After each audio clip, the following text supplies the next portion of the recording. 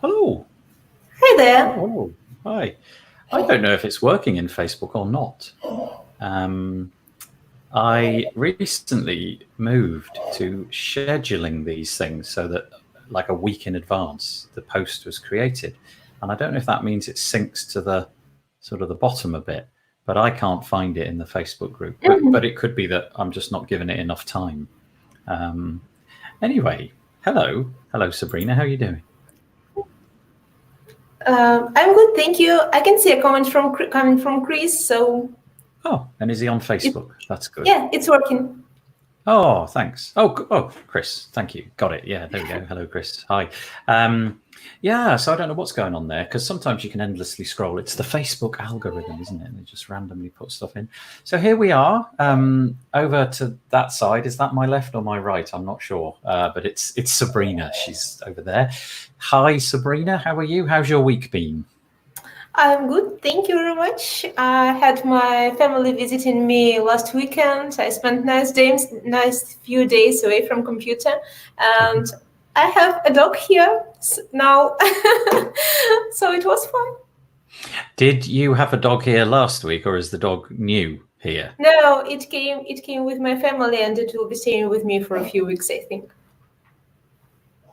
Before we started recording, and you may notice it as we go on, Sabrina's dog has got a fun snore. Yes, it's French bulldog. And it's quite loud. You just hear this every so often. So it's not any untoward thing happening. It's Sabrina's dog just having a lovely kip. Sabrina, your audio, at least from my end, is out of sync with your mouth. It may be that you want to just quickly hit refresh in the browser, and then I'll just keep talking, and then I'll put you back in as soon as you come. It wasn't a minute ago, but now it seems to have gone out of sync. So okay, give me a second. Okay. Oh goodness, look, I'm massive. That's no good for anybody. Hello, Cameron. How are you doing? Thank you for joining us again. This is Sabrina and I on a mission to explore what it's like to launch a plugin. In my case, I'm helping my friend Tom Carlos launch his A/B split test plugin. We'll talk a little bit about that in a minute. But in Sabrina's case, she is launching her SpeedGuard plugin, which is free on the WordPress.org repo. And she's also, I think, exploring, hopefully at some point, turning that into some kind of like pro version as well. So we'll have to see how that goes as time goes on. But I've done a little bit of homework this week. Let me share my screen. Oh, here comes Sabrina. Let's pop her back in. Hello, you're back. You're back. Yeah, I think you're all in sync as well, so that's good. I was just explaining that I had done a little bit of homework, and I think that's the first thing on our hit list, isn't it? Is to go over what our homework was. Right, to report what we've done. Yeah. Do you want to go first, or shall I go first? Yes, please. Please, please. You're welcome to go first. Oh, okay. Right, in which case I'll share my screen. So last week, Sabrina did this, and essentially I'm a week after, because Sabrina's really leading this, and I'm kind of copying what she's done on the previous week. And so last week, this may look exactly the same as Sabrina's, because it basically is. I just removed everything that she wrote, but I kept the same names. And so this was the idea. Products are different, and the segments are different, right? Yes. The all of this is different. Everything in these cells is different, but just the names are the same. And I decided on keeping 4 people, just like you. I decided that Justin was a WordPress agency owner. In other words, he's a person that owns, he's got multiple employees, and he works at the top of that organization.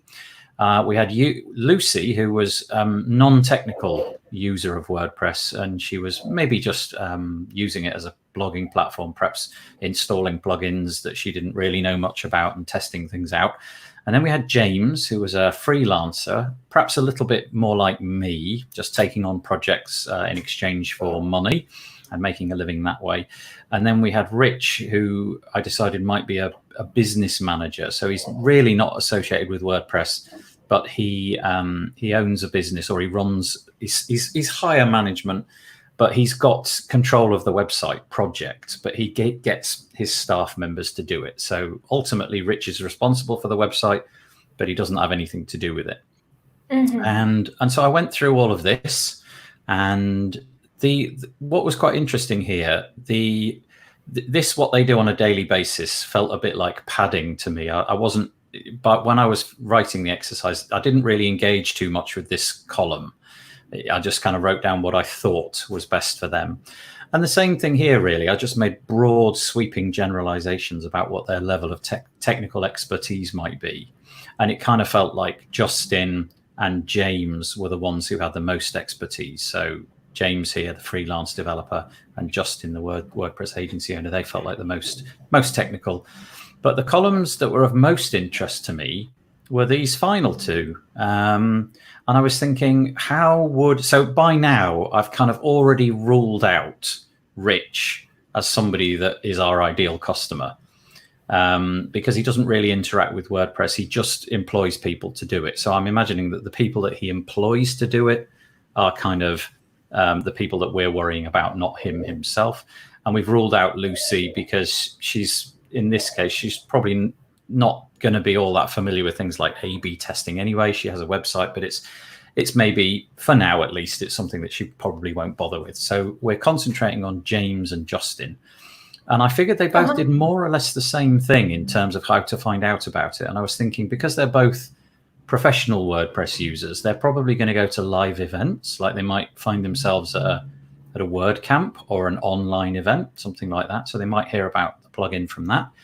Networking events, maybe they're pitching for business in their own town or area, and they're showing up to local networking events.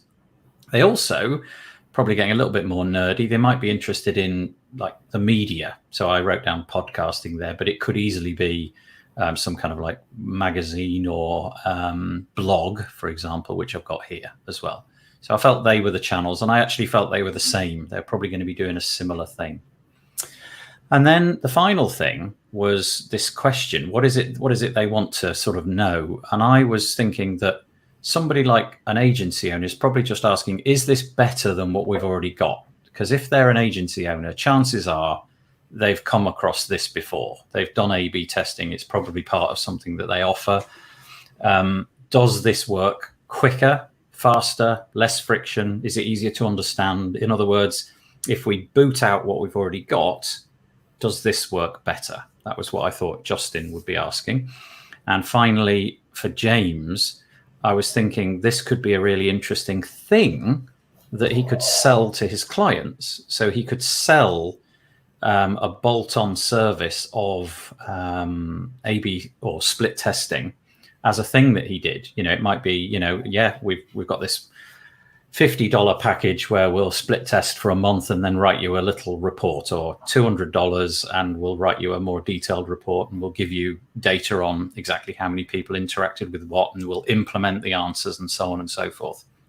So in short, James, I think, wins.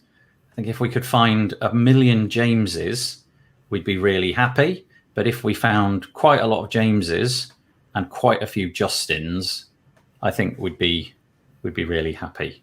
I hope I did that right. Was that how I should have done it, Sabrina?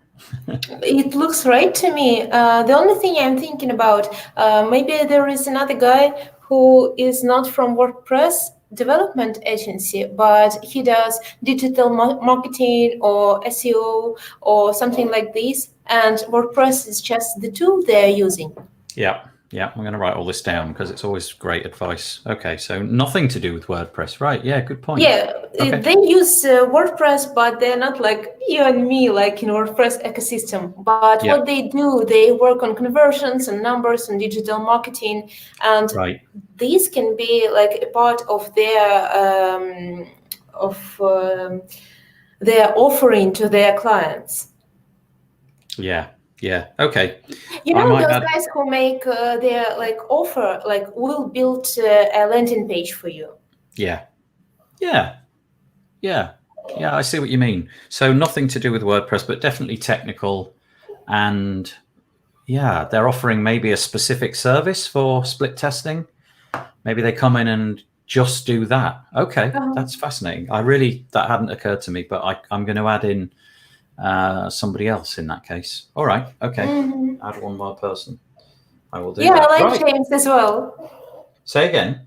I like James as well.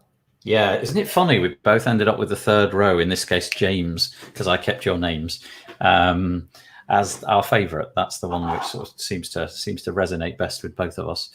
Do you have different packages for A/B split tests for James and Justin? No, I'll show you what we've got. Well, that's not true. The answer to that question is more correctly yes, but I'll quickly show you. I'll open up this in a new tab, and then we'll click on the sort of pricing section. Yes, we do. So the pricing looks like this. So it feels like this one might be more suitable for an agency or a freelancer who's doing all right. They've got 25 sites. They could bulk this up. And then we've got this one, which is available. And I can't remember the amount that we said. We put a little asterisk there, but I can't remember what we said. But it was significantly higher. It was, something like 200 sites or something like that. So it feels to me like this one would appeal to Lucy more, because she's just doing her little website project. But from our point of view, it would be, I think, better to have more of James and I've forgotten the other guy's name. What was his name? Justin. James and Justin. Thank you so much. It would be better to have more of James and Justin, because obviously these price points here and here are more obviously more attractive. And if you've got the one point of contact at that price point, fielding all their support queries, that's going to be a lot easier to manage. And perhaps there will be less support queries from James and Justin because they understand the thing better. Yeah, I mean, maybe there'll be more support queries at the beginning, but you'd hope that once they've figured out how it works, then that would be more easy for them to cope with. So that's where I'm at. And honestly, it was really interesting doing that. I sat down. It probably took me about 3/4 of an hour to fill it all out and actually think about it. And then I chatted with Tom, who's the guy that I'm doing it with, and we both of us, because I didn't tell him what my thoughts were, and he arrived at the exact same conclusions. He wanted James and Justin as well. He wanted more of those people, so that was good. It made us feel, and that then it feels like that then is going to link into the way that we present the homepage and what kind of offer we're going to make and what the emails will look like and what the marketing and the messaging will be like. So. Yeah. Because probably they will be different for different segments, and you won't be trying to pitch like two options into the same person. Yes, but also it might take us, in the short term at least anyway, it might take the focus off Lucy for a bit with her one site license. It might be that whilst that's there and it's totally usable, it might be that we just don't hit the marketing on that because we've got limited amounts of time, and we just concentrate on the other bits and pieces. So yeah, that was where I got to. What about you? You'll probably have to share your screen again because when you refreshed, it all went away. Yeah. Hi there, Vito. How you doing? You all right? And now that the audio's in sync, we need to get the homework in sync too. Yeah, that's the plan. So if you share your screen, I'll allow it in, and then we can see how your stuff went. Okay.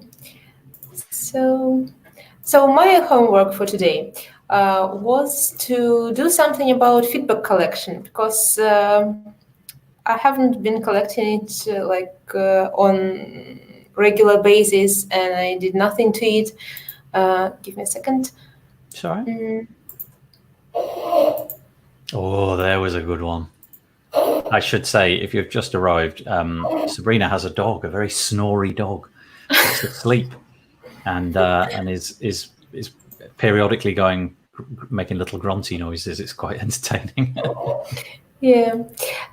So we were talking last week, as you remember, we were talking about types of feedback, and there are a few of them.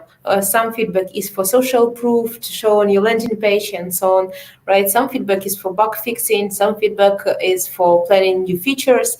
and some feedback is to understanding is the way to understand the product market fit better. So I took these 4 to work on them. For testimonials and social proof, I actually have nowhere to put this feedback right now because my plugin hasn't got any landing page yet, but I'm in process. But I have a few reviews on WordPress.org repo, and what I just wanted to mention about that, there is I have a widget in my plugin. I have a widget in sidebar that is asking people to go and leave me a review. And I've got 8 reviews so far. I never asked, there is a common recommendation to ask your friends to leave a review for a newly added WordPress plugin in the repo, because it helps you to it helps plugin in WordPress repo promotion, and it looks better and so on. So I never asked anyone to leave a review, but still there are 8 reviews there, and few of them were left. Yeah, a few of them were left by people who know me in person, but they just were so kind to do this without me asking them. So I think this, as I was thinking about that feedback that I received. So one of my customer personas is James, and he's a WordPress developer as well. So someone wrote me an email, and then there they described a bug that happened in my plugin. And they also, so the bug is about this. When plugin is installed, there is an admin email to used to send reports to.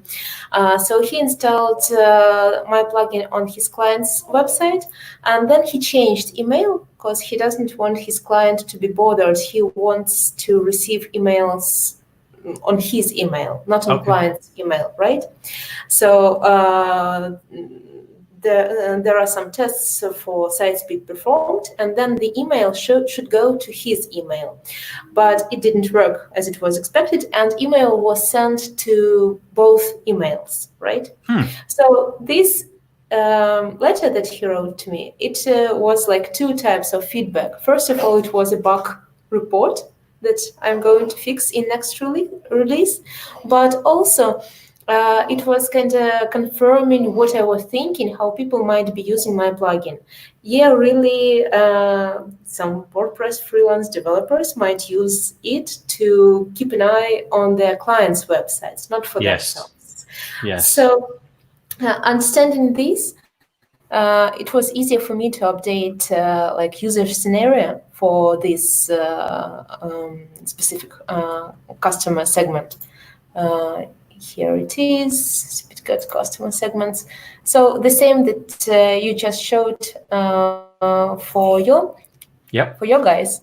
So I updated for James, freelance WordPress developer. He installs plugin to a client's website. He needs reports to be sent to his email only, and also he wants it to work in the background. So my plugin has few options like showing the average site speed in the dashboard and showing it in admin bar, the speed of the page. So my guy, James, he doesn't want it to be shown on client's website, right? He doesn't want anything. Yeah. And also, I was thinking probably, so usual way to ask for the feedback, it's admin notice that will be shown like after some days of usage, right? So in my case, admin notice, it's not really what James wants. He doesn't want his client to see that admin notice first, and the second, his client won't be leaving any feedback. It's kind of useless. So yeah, that is interesting. Do you imagine that will always be the case for people like him, or is it possible that other people might wish to have the option to send it to multiple emails?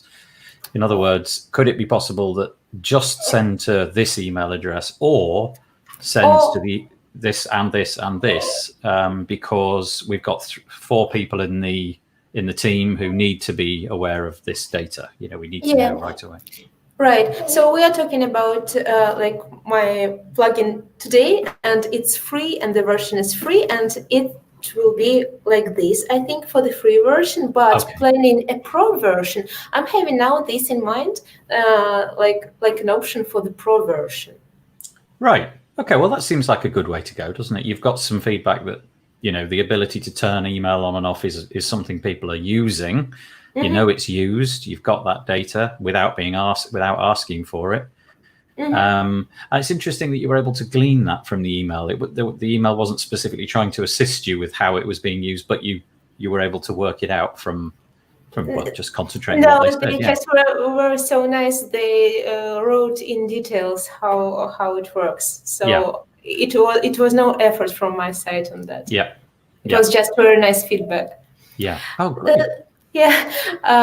So also I have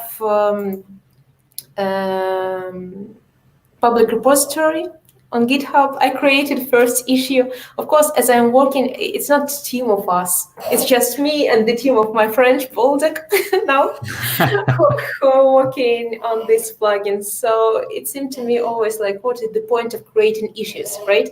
And resolving them, like making tasks for myself. But I created an issue just to start it. I don't know. Yeah. So no, I think that's good, and I'll show you how I did the same thing, but with the setup that we've got. I think it's just a good habit, right? Just to be in the habit of doing that and having everything squirreled away and doing it properly. Yeah. So I created the first issue on GitHub.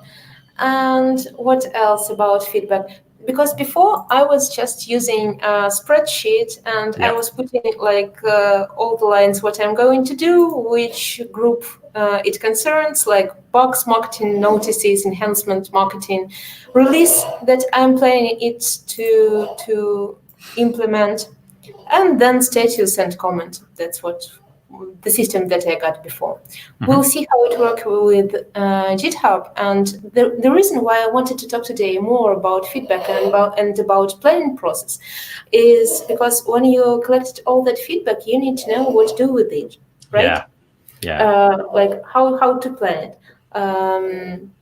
So are you going to set that priority based upon how many times you hear the same thing? So if somebody... Or is it just something... I don't think so. No? Okay. No, I think this might be the option for those who have like tons of clients, of customers, and they receive feedback like regularly, and they can use voting and stuff. I don't have that much people to tell me what they think. So I think at this point I need to just listen to what I've got and to decide on my own, right? Yeah, well, that makes sense. So you're just going to create an arbitrary, self-imposed Sabrina-style list of what to do and do it that way. Fair enough. Yeah. Yeah, that's what I'm doing. But Nathan, you mentioned that you already used some feedback and roadmap for you. Yeah, shall I show that? Because this was quite good. I remember at the end of last week, I mentioned let me see if I can find the link for it. Yeah, here we go.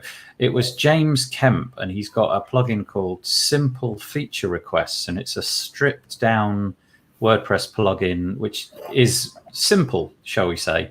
And so I didn't really intend to put this in, but I did in the end. I thought, well, let's kick the bottle. So I've done what you did. So instead of doing GitHub, I've gone for this on our website approach. And because it's not a WordPress.org repo plugin, it's only available for subscription. And so as is so often the case, I sort of buried the links in the footer here. So we've got feedback and roadmap and so on and so forth. And the way it looks is, let me see if I can find it. Yeah. So if you click on the feedback link, you get to this. And this is a way that users of the plugin can submit feedback. Now, this could be, it could be criticisms. It could be feedback that's positive. There's really no constraint upon what anybody types in. And the way it works is they start to type, and then, this spinny wheel happens for a moment or two. That's taken longer than expected. And then they get to describe what the problem is, and then they get to select a category. And I decided to categorize, just to launch, decided we'd go with bugs, so problems, things that they want to happen, feature requests, just general feedback, and any kind of like UI things that they noticed that were a bit quirky. And I don't really know why I came up with these 4, but I think I've seen them elsewhere. So I went with those. And then you create it and submit it, and it goes into a sort of pending status. And then I log in and I give it some sort of, I make a decision about where it sits in the cycle. So, for example, I could say, okay, yes, no, this is nonsense. We're going to decline it. This is a silly feature request. Or I could set it to planned, completed, and so on and so forth. And then it actually creates this roadmap all by itself, which is really nice. So this goes on another page. So we now have to say, I submitted all 3 of these. You can't exactly see it, but I took the approach that I was going to do exactly what you did. I thought, well, there's no point in having it empty. I might as well put a few things in. So I know that we are planning to make it possible to only see one variation at a time. So in the UI, when you log in, you can actually see the variations. Let's say you're testing a button. You can see all the 3 buttons next to each other. So we're going to make it so that you can, by choice, you can only see one at a time. Because if you can imagine, if you've got 3 buttons on top of each other, it wrecks the layout of the rest of the page. So it might push a whole row down or something. So we're going to make it so you can only see one of them at a time. So that's planned, but not started. Changing the admin screen to be 2 columns. So the admin in the UI of the admin area, the settings, if you like, it's too cluttered. So we're going to make it into 2 columns instead of just one massive column. And then we've also added the option, which has started, we haven't quite finished it, but started to add full page testing. So it's not just bits of pages. You can now, well, in the beta version, at least anyway, you can now do full page testing. And then, so when that's done, I'll then mark that as completed and a 3rd column will appear. But I thought I'd kick the ball off, but it does look, because I can't vote twice. If I vote on this again, it actually decreases the vote. So I've no idea who voted for that, but it wasn't me and it wasn't Tom. So, or at least I don't think it was. So somebody, I think, has come in here and voted for it. At least I think they have. And then out of that, we've also made a change log as well. We thought this feedback would be quite useful because I really like, I'm probably a bit of a minority, but I really like it when the plugins that I've paid for tell me when they've updated something. And I don't think you're in minority. We were discussing this last episode. Yeah. Do you remember? And like quite a few people agreed that they like it. It's the thing. Yeah. So we decided to put this on the website, but then also it gives us a good reason to reach out to people on our email list and to tell them. And so I also created, which I won't show you, but it's in this tab here, but I also created some templated emails that we might send out, for example, on the event of a changelog update or a feature improvement or whatever it might be. And then we spent a bit of time thinking about what else could we put in those emails? You know, could we have further feedback links? Could we link to ways of gathering testimonials? Could we link to like the affiliate scheme that we've got to encourage users who are happy to tell their friends and neighbors about it?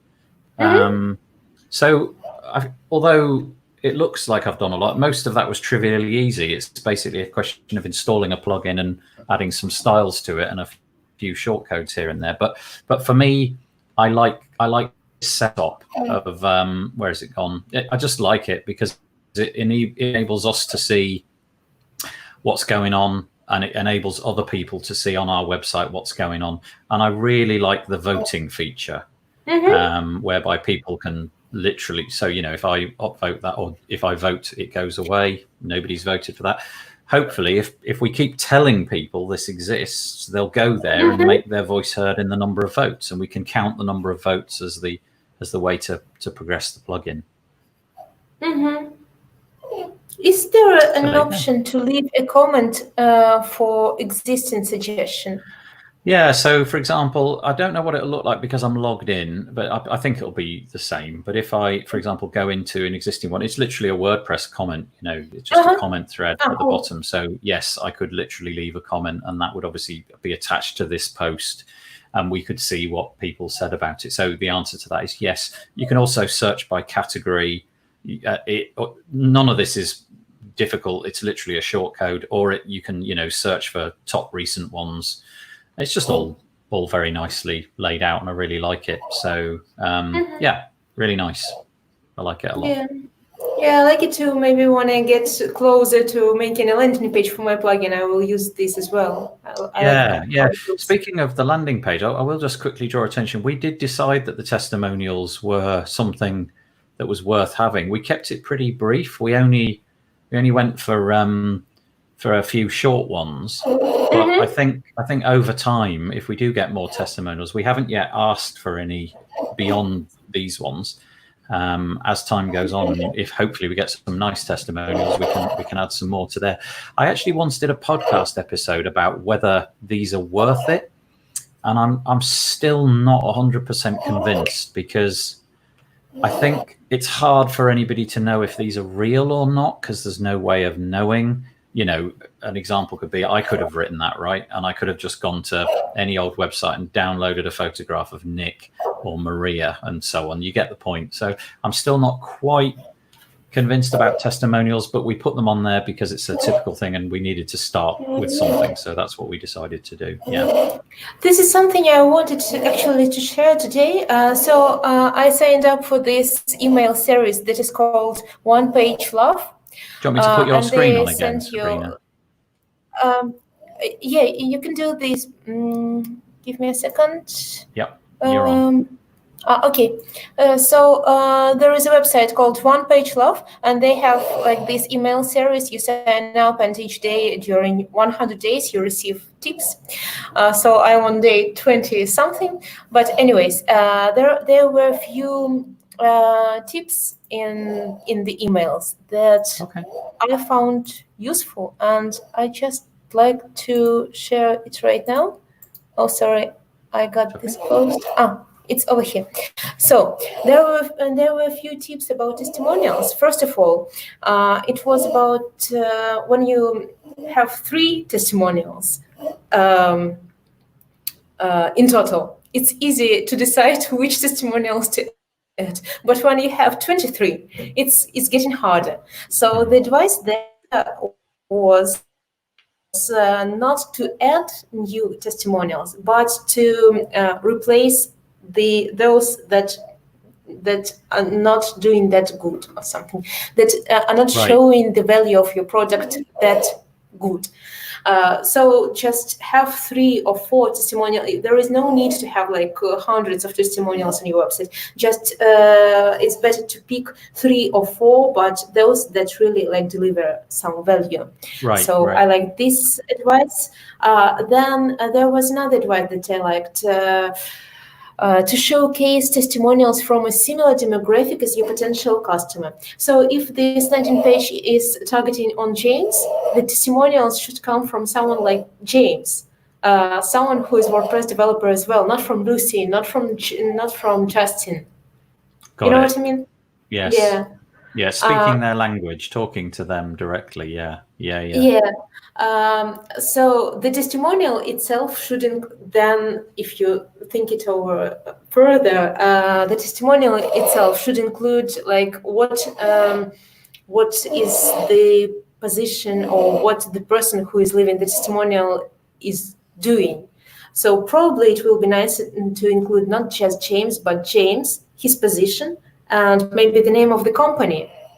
So, for example, like company so-and-so, James, and he's, for example, tech lead or Q&A guy or SEO or something. And if I'm from the same customer segment and I'm seeing that someone with the same position, like from the company that I know or the company that does the same that my company is doing, is saying that this product helped them to do so and so. It sounds nice. It sounds good. Good point. Yeah, that's a good point. I'm going to write that one down as well. So testimonials that speak. Do you know, it's interesting. And again, I'm just going to quickly share my screen because I'm not meaning to sort of show what it does, but you could. This is an A/B split test using our plugin on our website. This is what it looks like when you're logged in.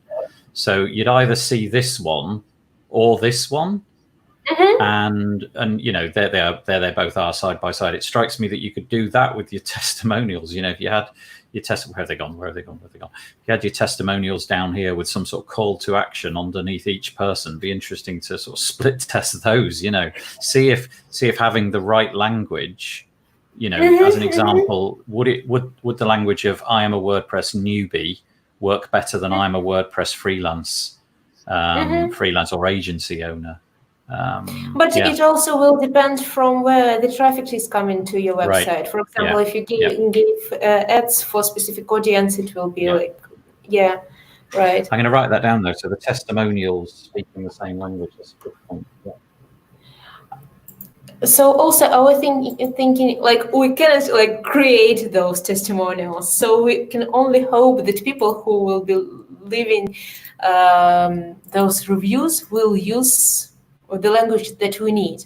But also probably we can ask them to leave a feedback in a specific way. For example, we can ask them, how do you use this plugin? What problem? Not exactly maybe in that specific words, but what problem you are trying to resolve, and then ask them why. And how did it work? For example, like I can imagine like good testimonial. We in our digital marketing agency, we needed like solution, like fast solution to set up A/B tests for our clients, and this plugin worked very well because even like newbie or like I don't know, assistant could do this to measure the results of our landing page that we created. Something like this.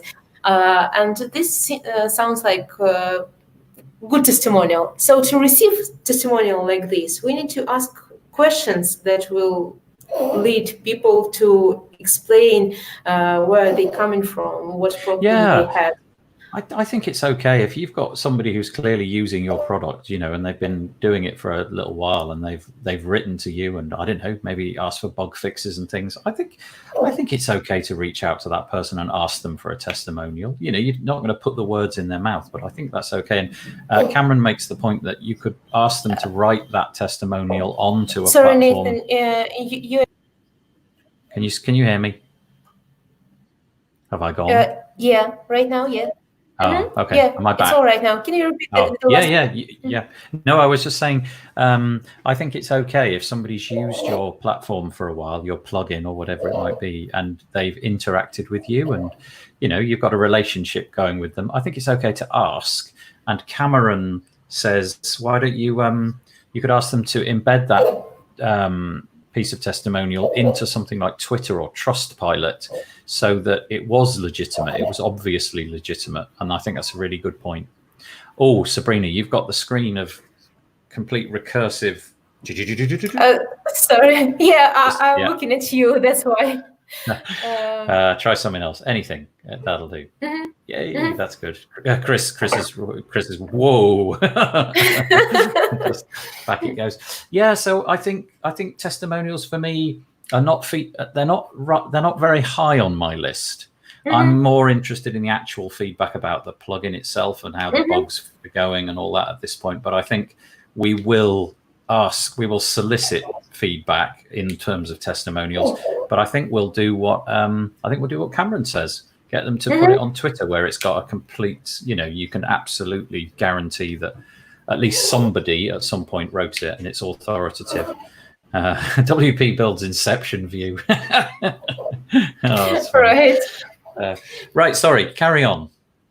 Yeah, so this was about the testimonials that work like a social proof, and this idea about having people posting this on Trustpilot or even better on Twitter, it's also like for promoting on social media. Yeah, that's cool.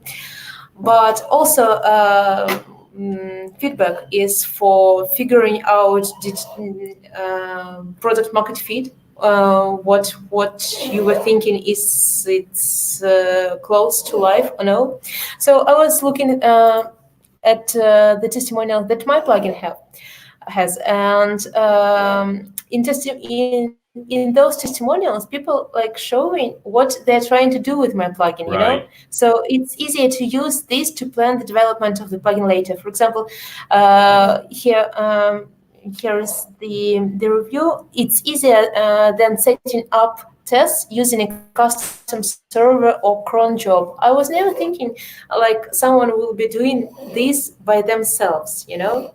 But John, who left this review, he's a developer just like me, and probably he was thinking about setting up cron jobs to run tests automatically each day, and he found that this feature of my plugin, that it does this automatically, it's useful. And I was thinking about this, like, of course, like, obviously, there is no other way, you know? And then someone else left a review there, like, it's convenient for webmaster, not for freelancer. Not for... what was his name? I forgot what was my guy's name for photographer or something like this. But they left a review that this plugin is useful for webmaster. So he's not a developer, but also he's not a photographer. He's not just a blogger, but he's a webmaster. So probably I will have another customer segment as well if I will be able to figure out this. Okay. Yeah. Well, there's so many different ways of collecting feedback, it seems. So I added my first issue to GitHub. I updated customer user scenario. What else? Oh, also, do you remember last time in our previous episodes, you mentioned like, if you are asking people to give a feedback on 7th day of use of your plugin, what you were telling them this previous 7 day, right?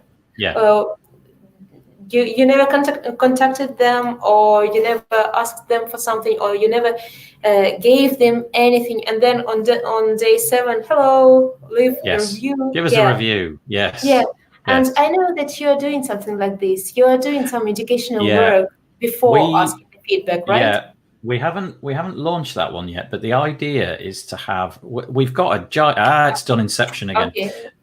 Sorry, I'll take your screen off for a moment. We've written a very long piece which explains what's the point of doing A/B testing. So it would work in your case really well. It would be, what's the point in speeding up your website, you know, and I'm sure you could talk about that for hours. So, but the piece that we wrote ended up being really long, like way longer than you would ever send in an email.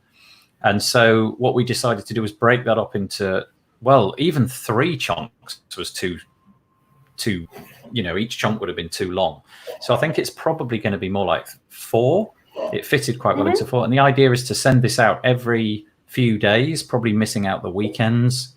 So let's say that you use the demo on day 1, because we've got a demo site, and you sign up for that. Then maybe we'll send one out fairly soon after that, send another one out a few days later, and so on and so forth, until hopefully within roughly a week, you've managed to get a pretty good, like a little course really for nothing about why A/B testing is good. And then obviously, you know, the intention is that because they're trying out the plugin that we're promoting, that they come and use ours.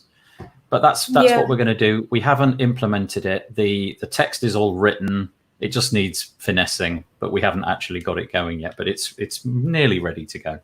Do you remember in Lean Canvas that we were making, and there were marketing channels there, and I put in my marketing channels like making a course or something, and you didn't, but actually that's what you are doing. Yes. It isn't the intent. Well, I think when I was thinking course, I was thinking about something which people would deliberately sign up for because they wanted to, you know, they would literally come and sign up for that course, and maybe they'd have videos and, you know, like an LMS kind of thing.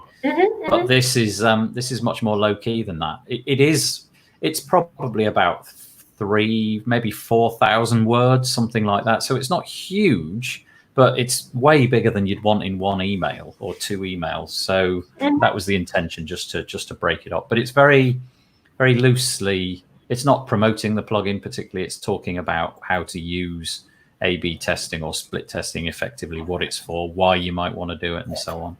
So yeah, in effect, we did have a bit of a course going on there, but it didn't feel like it was one. Mm-hmm. Right.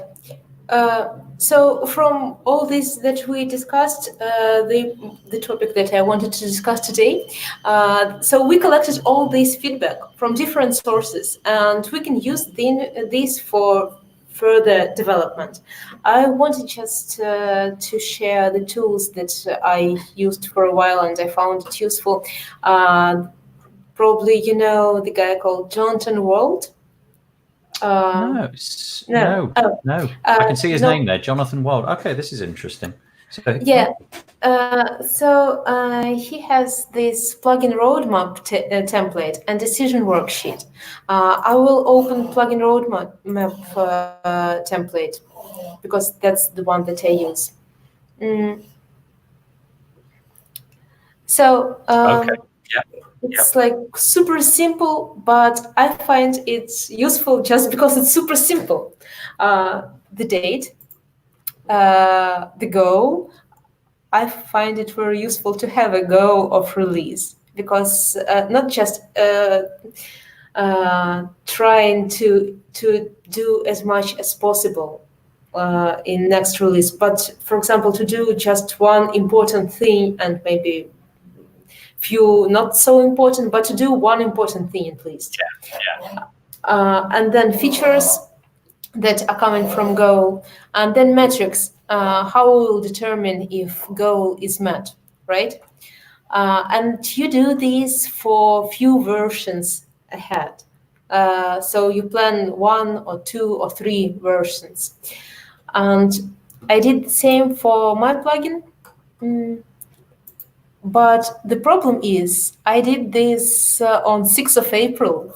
It was like long time ago. So I wrote down everything what I was thinking that time, and I never came back to this. See, so this is the problem. And I think that apart from having tools, there should be some schedule of updating tools maybe. Yeah. I think it's too easy to get caught in these processes and spreadsheets and feedback tools and testimonial gathering and emails that you're sending out and kind of lose track on the real thing. Yeah. Actually, funnily enough, this is the real thing, right? This is the one thing you really want to do is update your plugin. So it all really should slot into this, not the other way around. So I was thinking, should I have some type of probably like large companies have this, but for me it was like my eyes opener. Probably I should have some kind of schedule when I will go back to this roadmap and update it. Yeah. Right, because some things that I was planning in April, they are not relevant anymore. For example, as you know, web page test. I moved from webpagetest.org API to Page Speed Insights API. So everything that I was planning connecting to web page test API to test site speed, it's not relevant anymore. So. Right. And I never updated this in my plans. What I also did here, I make like a version chart, free version, and like there's single and multi-site functionality for free and for pro. And I tried to plan what goes to pro version, what will be included in pro version for single site, and what will be included for multi-site. For example, in multi-site, in pro version, it will be nice to have like a single dashboard. You have multi-site, like a list of websites there, and there is a single dashboard showing you the average site speed in all sites in your network, right? So this can be like a plan for future pro version, right? And also I planned activation logic here. So according to this version chart, what happens when you activate plugin? This is for development. So if you activate, when you activate, we check if it's free or pro, then whether it's multi-site or single, and then we enable some things. That helped me to make this basic version. Yeah. So I like that. I will share this plugin roadmap template, and for me, I will need to update it to be relevant to the current state. Do you feel it's the kind of thing that you would go back to look at when you've pushed something out to live, and then kind of basically start again, or is it something that you want to keep looking at like once every, I don't know, let's say 2 weeks or something? Yeah, that's what I was thinking, just to put this in my calendar and schedule the review of this probably once in 2 weeks, and to have these schedules, no matter if any development work was done or it wasn't. Like if I didn't work on development part, I still need to go and review the plan because something changed. Yeah. Like I collected some feedback, some API changed or something, like situation is changing. So yeah, I think it's important not just to make it once, but to keep it updated. Yeah, and just arbitrarily in time, like look at it every couple of weeks. Can you just go back to it? Because I'm interested in one of the columns, and I'm interested in what you're going to do with that. And that is where's it gone? The one near the bottom. What are your metrics going to be? That's it, the one there. How are you gonna determine if the goal has been set? Because I always find just in everything I do, that's the hardest bit. It's all very well to plan things, set the goals, set the timeline, think about the features, get it ready, but then to know whether, like, so for example, if the goal is to build something, then I'm sure that you can do that. But are any of these user facing metrics? Are any of them like they should be? I can imagine first to set some metrics, you have to have a system to gather the data, right? So for example, you already have this data gathered. For instance, for plugins in WordPress .org repo, it will be the rate between, it was in my link canvas, the rate between installs and downloads. So the certain amount of people download this plugin, but then only a small chunk of these people continued to use it. So, for example, my goal for the certain version is to improve onboarding process, so more people will stick to the plugin later. And then metrics can be this ratio, right? Between those who download it and those who active installs. And then presumably those metrics and the judgment of those metrics would then lead to other different goals. Like 1,000 people downloaded it, 4 people installed it. Okay, we need a new goal, which is to modify that. Clearly something's going wrong between downloading it, installing it. What's going wrong? No, it works a little bit different in repo. You see, there is download. They call download everything, every install. If you click here, it's download, and if you search for the plugin in WordPress admin, it's download, admin. right? So this there is advanced view here, and you can see the number of downloads in general. So during all the time of this plugin existence, it was downloaded 1,600 times, right? But for now, I have 100 installs, which is cool. I'm very happy about this. But as you can see, the rate is not like that nice. It means that only every 16 person will stick with it.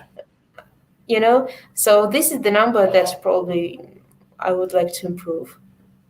There's a few little tools which I've seen around on the internet, and I don't know whether they annoy me or not, but the sort of little modal pop-up that happens when somebody uninstalls a plugin and it asks you to give feedback. Yeah. I don't know. I kind of feel that the ship has sailed by the point of clicking deactivate, and I just find it a bit annoying to be asked at that point. But I can see from, certainly from your perspective, it would be good at that point to know why you're uninstalling it. So I just normally click skip because I'm lazy. I do the same. This is the thing that I understand, that this might work. It might help me to collect some data and stuff, but I know that it irritates me awfully, and I don't want other people to be irritated by my plugin. No, exactly. Yeah. Right. I'm going to fill that out this week then. I think that could be my homework, filling out that plugin roadmap template that you've just shown. That looked good. I think your homework for this week is to think about feedback channels and to set up them. Okay. Yeah, and this is my homework to update the existing what I already have. Fair enough. Yeah. Fair enough. So these are the tools, and update the plan. Just interrupting, because this is quite an interesting point from Cameron again. Cameron, updates also contribute to the downloads. If you have 100 sites and you release 5 updates, you get 500 downloads without gaining installs. Yeah, good point. So the updates matter. So if you do lots and lots and lots of updating of your plugin, the number of downloads would shoot up dramatically, I guess. If you updated it 6 times this week and everybody updated it those 6 times, suddenly your downloads. I wonder if people do that. Yeah, on purpose. Yeah. Thanks, Cameron. I tried to schedule release every 2 weeks, but it didn't work. Probably it's a nice thing to have, like scheduled release at least once a month, once in 2 weeks, but it didn't work for me. Maybe I will switch to once a month and it will work better. Yeah, look at this. Chris making the point that if you look at Elementor's page, you see a huge spike when they release an update. Good. Wow. You guys are all over it. You're really interested in this stuff. That's fabulous. I had not made that connection. So Cameron and Chris, thanks for that. That's really useful to know. Do you think people game this system? I wonder, Chris and Cameron, I wonder if people deliberately push out a ton of updates just to make the... You mean like updates in sake of updates and this numbers? I don't know. I can't think what the benefit would be apart from PR to make it look good on a chart. But also, you just mentioned another benefit of it. You can message customers. It's another reason to message customers to say we're doing so and so. We plan to, every time there's something of significance, be that a bug fix or sorry, I'll take Chris's message off, a bug fix or a feature update, we're going to make sure, because I enjoy reading those emails, and it's so, we're going to write the changelog anyway. So it's just a case of writing some additional text, doing some screenshots and putting it into an email. So it's just a bit of a no-brainer there. Chris says, if you can game it if people look at the downloads as a measure of popularity, but the active install is really what counts. Yeah, good point. Yeah. Right.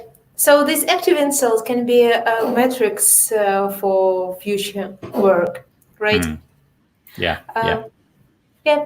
So this is going to be my homework to update this roadmap. And your homework, I think, will be to work on feedback channels. Okay. And also, there is one thing I wanted to mention. It's not quite related to our topic, but I was listening to, Lee Jackson, right? Agency Trailblazer, his podcast. Yes. Oh, yeah. Yeah, so I was listening to one episode recently. It's episode number 226, and it's called "You're Not a Failure." So the point that he is making that if I don't know how other people plan their things, but I plan a lot of stuff writing on the walls or on my fridge, or making, if you see Oh yeah, something like yeah. this. So I plan something, I do something, and then I just throw away what I planned and plan further. So I never get this like written anywhere. And in a Okay. month or so, it seemed to me that I've done nothing. The reason why I was thinking about this, because I was on the phone, not on the phone, on Zoom call with my friends, and I was sharing what I was doing with my work, with plugin and stuff. And she was like, "Oh, since we talked the previous time, it was 2 months ago, you've done so much." And I was like, "Yeah, really, I've done that and that and that," but I never had a log of that. And it seemed to me that nothing is happening. I'm doing nothing. And when you have the track of what you're doing, it helps you to be motivated and to know that you're not a failure. I think not only should you start keeping those bits of paper, or maybe taking photographs of them or something and putting them in an album, but also now that you've got the GitHub repo there and you're going to be updating that, I think, suddenly you'll see 20, 30 things that you did. And as that number rises, I was being slightly silly when I said keep the bits of paper. That's not what I was actually meaning. But do you know what I mean? Keeping track of it is really cool. And in our case, putting the changelog on the website, I also think that it looks good. I think one of the things that my friend David Wormsley taught me, he always, whenever he wants to install a plugin, he does masses of research. I mean, way more than I do. He does lots of research about the company, where they're based, what their staff are like, and he wants to know how long the plugin's been around, how frequently it's been updated, and so on. So looking at a change log and seeing, okay, bug fix, feature request, bug fix, feature request, it just looks good, right? It speaks to somebody that cares and is really trying hard. But also you'll look at it and think, oh, pat on the back, well done me, I've done loads. Yeah, exactly, that's what I was thinking. And I was thinking, like our show, for example, in 2 months time, I will be able to go back and see that we were talking about so and so 2 months ago, and now look what we've done with that. Now it's ready. Yeah, that's cool. A nice thing about this show is that it is compelling me to do things that I probably wouldn't have done, like the sort of customer avatar that we shared at the beginning. I wouldn't have done that.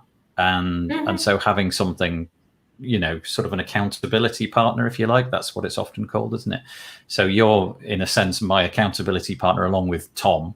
And it just sort of pushes you forwards. And the fact that you've got to sit here next week talking about what you've done means that you've got to do something.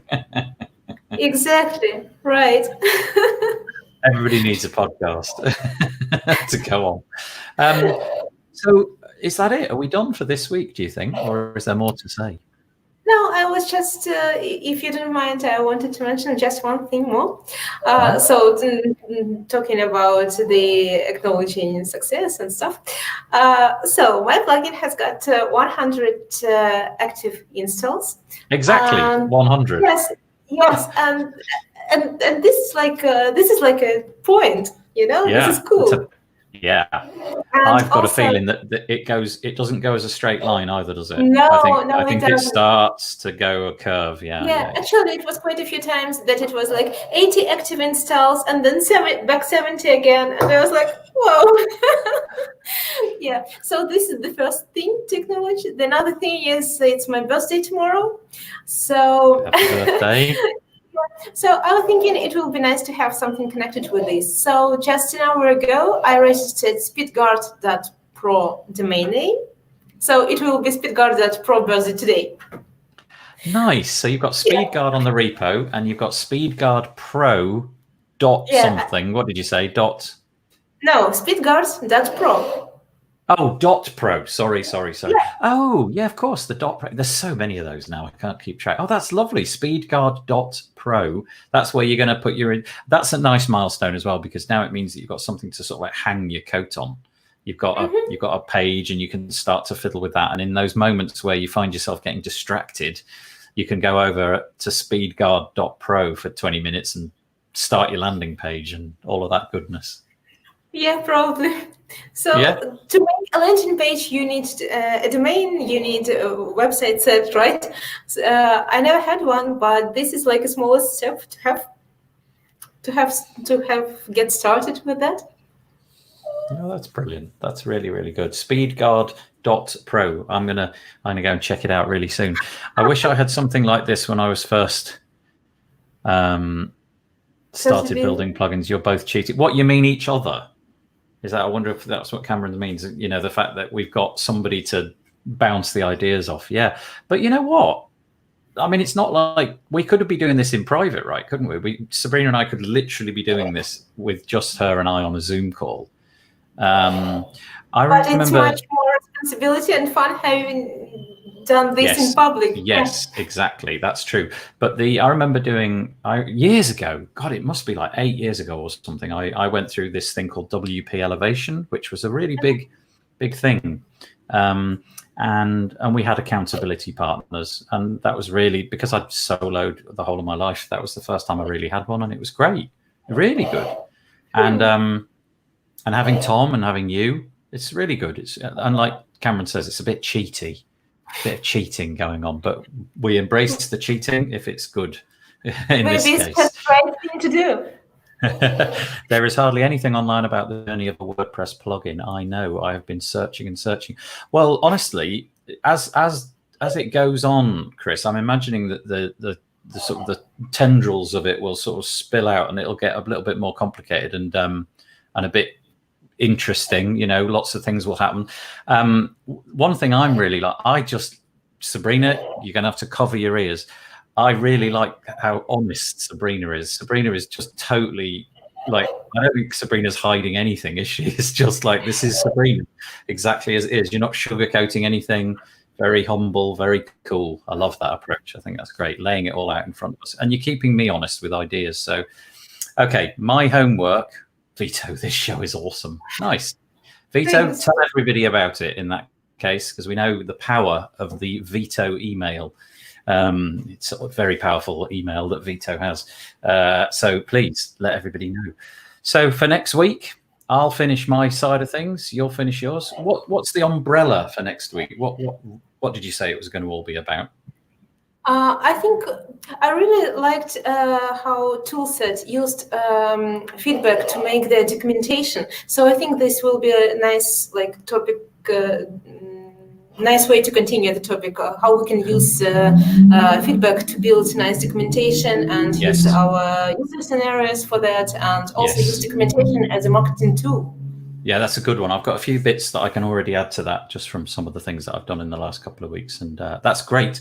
Right, so we'll be here next week, same time, so 2 p.m. UK time. So it's wpbuilds.com/live. Please spread the word. Honestly, that would be really great. If I could request one thing, when you finish this, go to your Twitter, go to your Facebook, and tell everybody about wpbuilds.com/live, particularly this one, 2 p.m. next week. Let's see if we can get some more people, because it seems to be making the people that are here very happy. I love the detail. This is what's missing from anything I've found so far. Yes, lots of detail. Lots and lots of detail. I completely agree. And Vito says, you got it. Thank you, Vito. I appreciate it. So Sabrina, shall I fade us out and say we'll see you again next week? Yeah. Yeah. Okay. Bye-bye. Have a lovely week. Bye-bye. Bye-bye.